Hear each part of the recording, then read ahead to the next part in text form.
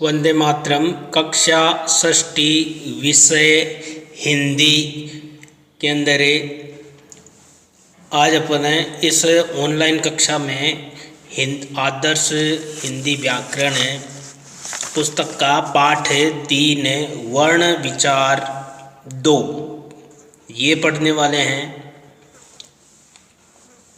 पिछले पाठ में हमने वर्णमाला का संक्षिप्त परिचय प्राप्त किया। इस पाठ में हम वर्णों का उच्चारण स्थानों की भिन्नता के आधार पर वर्गीकरण समझ लेते हैं। इस प्रक्रिया को समझकर तदनुसार यदि हम उच्चारण करें तो हिंदी भाषा लेखन में होने वाली त्रुटियों का निवारण हो जाएगा। हिंदी भाषा की विशेषता यह है कि इसमें जैसे बोलो वैसे लिखो और जैसा लिखा या छपा है वैसा पढ़ो। इस विशेषता का लाभ तभी मिल सकता है जब हम शुद्ध उच्चारण पर बल दें। यदि उच्चारण शुद्ध हुआ तो लेखन भी शुद्ध हो सकेगा। अशुद्ध उच्चारण के आधार पर शुद्ध लेखन प्राय असंभव ही होता है। मूल ध्वनि मूलतः ए ही एकमात्र मूल ध्वनि है। इसी ध्वनि का उच्चारण जब भिन्न भिन्न स्थानों और ध्वनि यंत्रांगों की सहायता से किया जाता है तब मूल ध्वनि में अंतर आ जाता है। फलतः इसका लिखित स्वरूप भी बदल जाता है। उच्चारण स्थान कंठ से लेकर नासिका तक ध्वनि यंत्र के जिन स्थानों से ध्वनि का उच्चारण होता है उन्हें उच्चारण स्थान कहते हैं। ये प्रमुख रूप से 6 हैं। इनके नाम हैं कंठ, तालु, मूर्धा, दंत, ओष्ठ और नासिका। स्थान भेद से इन वर्णों को क्रमशः कंठ्य, तालव्य, मूर्धन्य, दंत्य, ओष्ठ्य और नासिक्य कहते हैं। कुछ वर्ण ऐसे होते हैं जिनमें एकाधिक अंगों का सहयोग रहता है। ऐसे वर्ण कंठ तालव्य, कंठोष्ठ्य, दंतोष्ठ्य, कंठनासिक्य, तालुनासिक्य, मूर्धानासिक्य, दंतनासिक्य, ओष्ठनासिक्य होते हैं।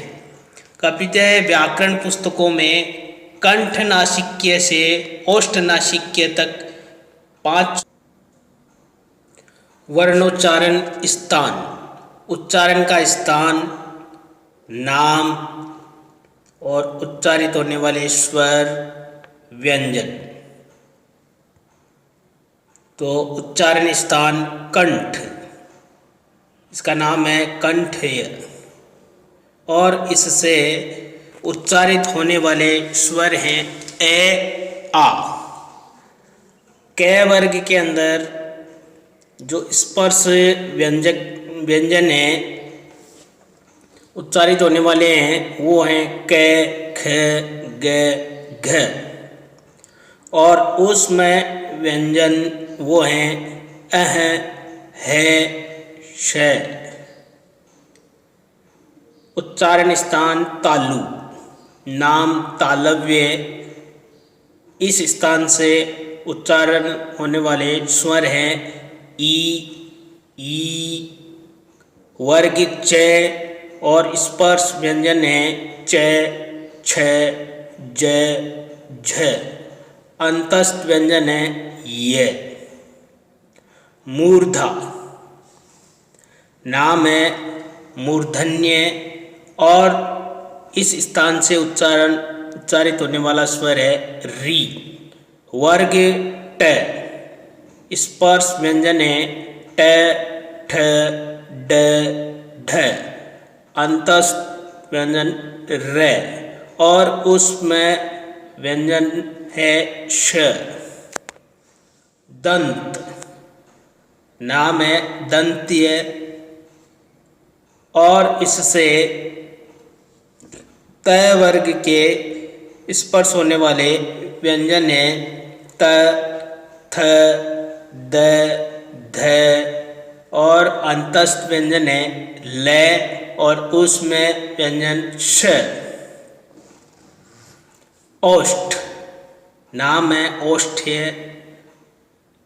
यहाँ से उच्चारित होने वाले स्वर हैं उ, ऊ, प वर्ग के अंदर प, फ, ब, भ, ये उच्चारित होने वाले व्यंजन हैं।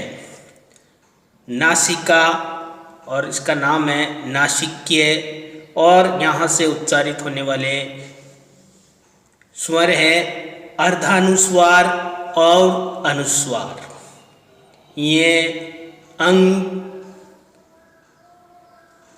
कंठ तालु नाम है कंठ तालव्य, और उच्चारित होने वाले स्वर हैं ए, ऐ। कंठ ओष्ठ कंठोष्ठ्य, और उच्चारित होने वाले स्वर हैं ओ, औ। दंत ओष्ठ नाम है दंतोष्ठ्य, और उच्चारित होने वाले अंतस्थ व्यंजन व। कंठ नासिका कंठ नासिक्य, और इससे उच्चारित होने वाला व्यंजन है क वर्ग के अंदर अंग। तालुनासिक्य तालुनासिक्य च वर्ग के अंदर उच्चारित होने वाला स्वर है य। मूर्धानासिक्य मूर्धानासिक्य ट वर्ग के अंदर उच्चारित होने वाला वर्ण है ण। दंतनासिका दंतनासिक्य त वर्ग के अंदर उच्चारित होने वाला वर्ण है न। ओष्ठनासिका ओष्ठनासिक्य प वर्ग के अंदर उच्चारित होने वाला व्यंजन है म। उपयुक्त तालिका केवल तत्सम वर्णों की है तथा ड और ढ का उल्लेख इस तालिका में नई पुस्तकों में यदा कदा देखने को मिलता है। जिन पुस्तकों में इनका उल्लेख मिलता है उनमें इन दोनों को ही मूर्धन्य बताया गया है। 50 वर्ष से पूर्व की अधिकांश पुस्तकों में तो इन दोनों वर्णों को देवनागरी लिपि में गिनाया ही नहीं गया है। आज अपन ने इस ऑनलाइन कक्षा के अंदर वर्णोच्चारण स्थानों की भिन्नता ये पढ़ी, और अपन ने एक तालिका भी पढ़ी। तो आज अपने को गृह कार्य के अंदर ये वर्णोच्चारण स्थान तालिका करनी है। धन्यवाद।